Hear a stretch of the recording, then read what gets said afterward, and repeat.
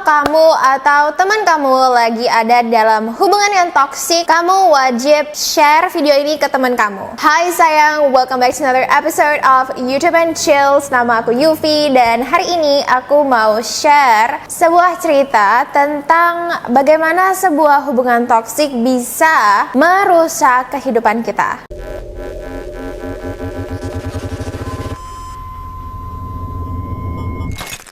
Kalau ini adalah video pertama yang kamu nonton dari channel aku, thank you banyak. Di channel ini aku upload video misteri dan juga gossip celebrity. Dan untuk regular update aku, itu aku kebanyakan upload video shorts. Jadi kamu bisa nonton shorts aku di YouTube channel ini. Dan kalau kamu adalah returning subscriber, you know how much I love you, you know how much I appreciate you. You are the best. Anyway, sekarang aku bakal mulai ceritanya, oke? Nah, cerita ini dimulai dengan sebuah sosok yang bernama Tony Bird. Dia tinggal di Holiday, Salt Lake City, Utah, Amerika. Dan Tony ini berusia 17 tahun. Dia sekolah di Salt Lake Community College. Itu seperti SMA gitulah ya di Amerika. Dan si Tony ini bercita-cita ingin menjadi penyanyi. Dan dia tuh rencananya setelah dia lulus kuliah, dia pingin banget pindah ke California dan tinggal di tepi pantai. Seperti yang kamu bisa lihat, Tony itu adalah seorang perempuan yang cantik ya, dan dia itu adalah ringleader di grupnya gitu. Jadi kalau misalnya kamu lihat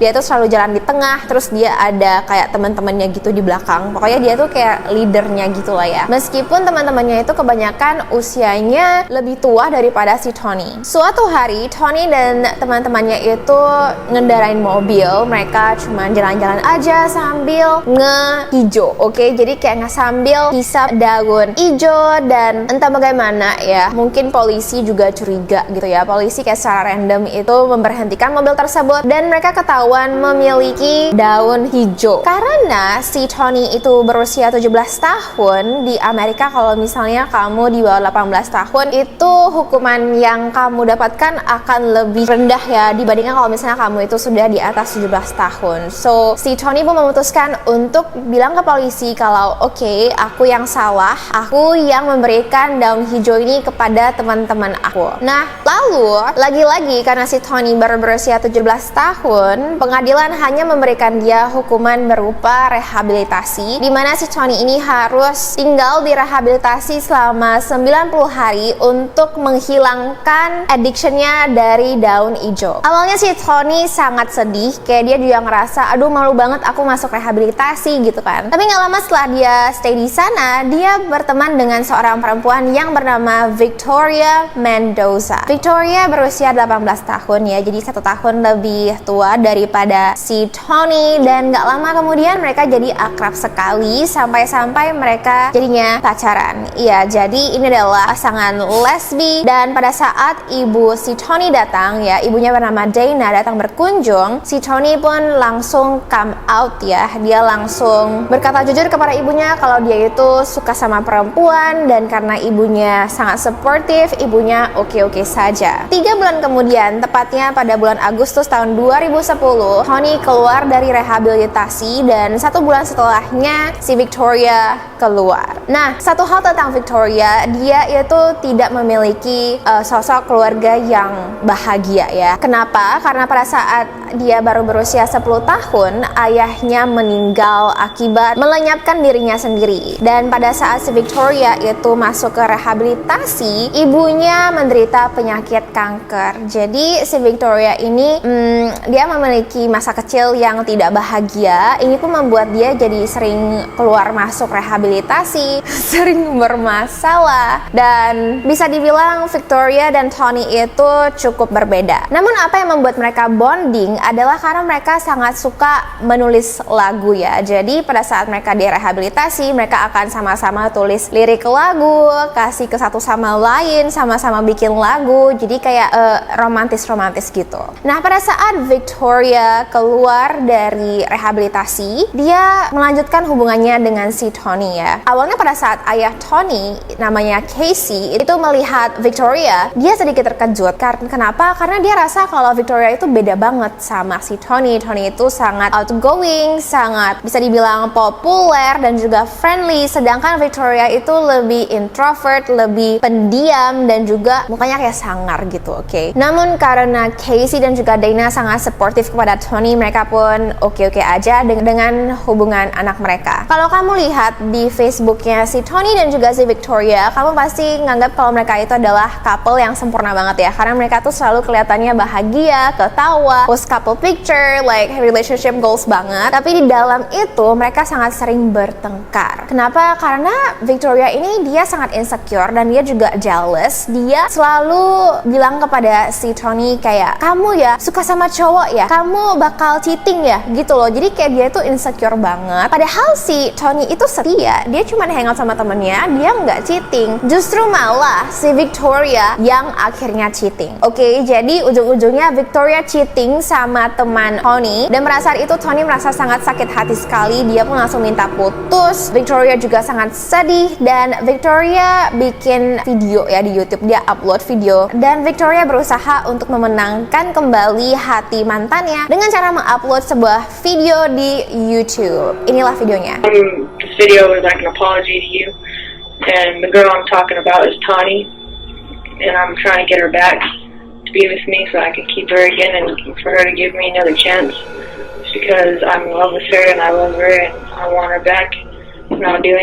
Intinya di video ini adalah si Victoria yang minta maaf, dia bujuk-bujuk si Tony untuk balikan. Namun yang bikin aku ngerasa kayak jengkel ya sama si Victoria, dia bilang kalau dia itu nggak suka sama selingkuhannya, dia itu ngerasa nggak banget sama dia, tapi kayak kenapa kamu tetap mau cheating gitu loh. Kalau memang kamu ngerasa dia itu nggak apa-apa, kenapa kamu mau cheating? Kayak make it make sense. Anyway, karena video ini hati si Tony luluh lagi ya. Dia yang kayak, oh ya udah deh, aku balikan lagi sama si Victoria. Fast forward di bulan Juni tahun 2012, ibu si Victoria itu meninggal, dan karena si Victoria tinggal sendiri, keluarga Tony sangat baik sekali. Mereka memutuskan untuk mengajak Victoria itu tinggal bareng di rumah mereka. Namun bukannya dibalas dengan kebaikan ya, justru hubungan Victoria dan Tony makin toxic. Jadi beberapa bulan setelah si Victoria itu masuk ke dalam rumah Tony dan tinggal bersama, suatu hari Tony pulang dengan bibirnya itu kayak pecah gitu dan gigi depannya itu hilang satu, oke? Pada saat itu ibunya si Dana langsung tanya kepada si Tony kayak, siapa yang lakuin ini kepada kamu gitu kan. Nah si Tony ini bilang gitu loh kayak, oh pada saat kita tadi keluar gitu ya, tiba-tiba kayak ada keributan gitu dan aku kena gitu, kayak aku kena pukul gitu. Nah pada saat Victoria masuk ke dalam rumah, si Dana melihat kalau ada cakaran gitu di muka si Victoria. Ini pun membuat si Dana langsung yakin banget kalau gigi anaknya itu hilang karena ditonjok atau diapain sama si Victoria. Si Dana pun langsung bilang kepada Tony kalau aku bakal telepon polisi gitu ya. Nah si Tony dia membujuk ibunya, dia bilang, ma jangan dong telepon polisi karena kan Victoria udah usia 20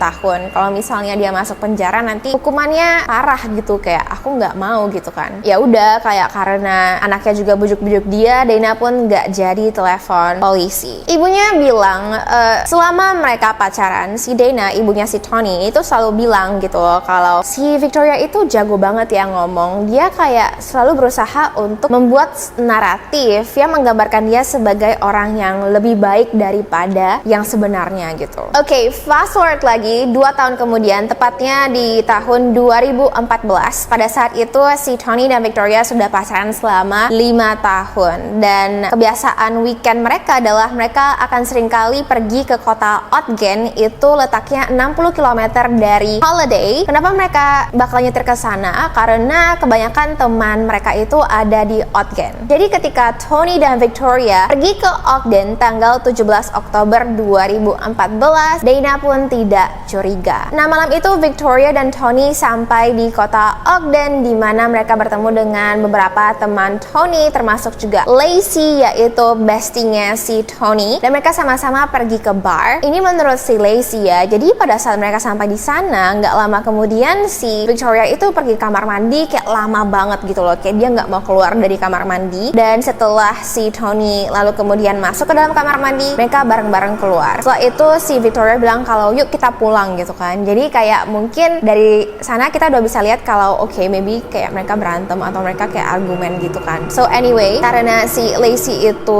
dia nebeng sama Tony, ya udah kayak dia pun ikut pulang gitu. Nah pada saat itu mereka duduk dalam mobil kan ya. Si Tony hendak mengantar pulang si Lacey yang duduk di samping depan. Nah si Victoria itu duduk di belakang. Tony yang nyetir, dan gak lama kemudian mereka sampai di depan rumah Lacey. Lacey pun bilang kalau Lacey lalu bilang kepada Tony kayak, oh thank you banyak ya teks aku pada saat kamu udah sampai ke rumah gitu. Tony pun bilang iya, dan Tony pun pergi. Ternyata apa yang tidak Lacey ketahui adalah diam-diam si Victoria itu lagi kayak marah gitu loh. Dia langsung jerit-jerit kepada Tony yang lagi nyetir ya di depan gitu, si Victoria di belakang. Jadi kayak si Tony itu kayak ngerasa aduh udah lah ya, kayak let me nyetir dulu gitu, ntar sampai rumah kita baru ngomong gitu kan. Tampaknya si Victoria nggak happy, dia langsung keluarin sebuah pisau yang berukuran 10 cm dan dia langsung nusuk ceweknya, si Tony. Jadi bayangin si Tony itu lagi nyetir ya, tiba-tiba belakangnya tuh kayak ada pisau gitu yang nusuk-nusuk dia. Nah ini pun membuat si Tony jadi kayak oh my god, like what is going on. Dia langsung berusaha untuk cari parkir ya, pas banget dia parkir di depan lapangan parkir gitu. Dan pada saat itu udah jam 1 pagi, oke. Jadi kayak udah sepi, gelap, nggak ada orang. Di sanalah si Victoria ke depan, dia langsung nusuk-nusuk ceweknya sebanyak 46 kali. Iya, jadi kayak oke, Victoria nusuk-nusuk ceweknya ya. Dan setelah dia melihat kalau si Tony itu sudah nggak bernafas lagi, dia langsung telepon beberapa temannya. Dimana inilah percakapan Victoria dengan temannya Aaron. What is the address of the city of your emergency? I have to report a murder. Okay, do you know who is murdered? Yeah, her name's Tony. Dan gak lama kemudian, setelah itu Victoria telepon teman ceweknya, dan teman ceweknya pun telepon polisi. Gak lama kemudian polisi sampai ke TKP dan mengamankan Victoria. Pada saat polisi menemukan si Tony, Tony sudah tidak bernafas lagi. Nah awalnya pada saat Victoria dimasukkan ke dalam penjara, dia masih bilang kalau aku itu nggak ngerasa bersalah ya. Dia bilang kalau ini tuh semua hanya kecelakaan saja, dia nggak maksud buat mencelakai ceweknya. Namun dan si Victoria juga mengancam kalau dia ingin mengakhiri hidupnya. Oke, sudah kan di pengadilan gitu-gitu, tapi kayak mungkin pengacaranya bilang kayak mending kamu plead guilty aja deh, mending kamu bilang kalau oke, aku merasa bersalah supaya dia dapat hukuman yang gak separah itu gitu loh. Kalau misalnya kamu pengacara atau kalau misalnya kamu ngerti gitu ya kenapa kayak orang yang masuk ke dalam penjara itu lebih memilih untuk oke, bilang aku bersalah, make sure untuk komen di bawah kayak kenapa. Apakah hanya karena supaya mereka mendapatkan hukuman yang lebih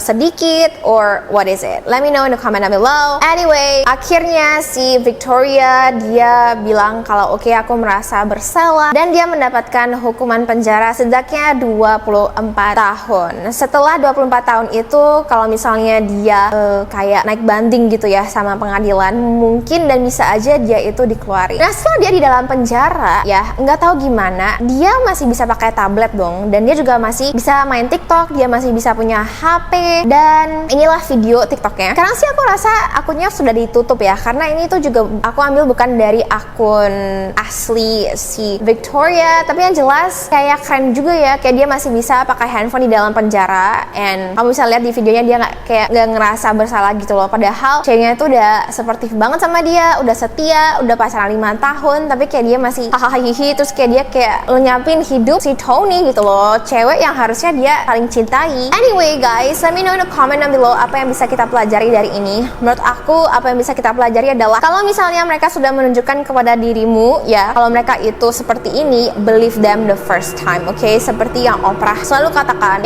whatever they show you the first time, believe them. And yeah guys, let me know in the comment down below apakah kamu pernah berada di dalam hubungan yang toxic dan gimana caranya supaya kamu bisa keluar, karena biasanya kalau misalnya seseorang dalam hubungan toksik itu mereka susah buat keluar gitu loh, karena mereka sendiri nggak sadar, meskipun orang-orang di sekitar mereka itu tahu, tapi mereka sendiri nggak sadar. So yeah guys, anyway, thank you so much for watching. Hari ini aku pakai lip product itu dari beberapa brand, oke. Jadi awalnya itu aku pakai lip liner dulu, ini tuh dari Kiko.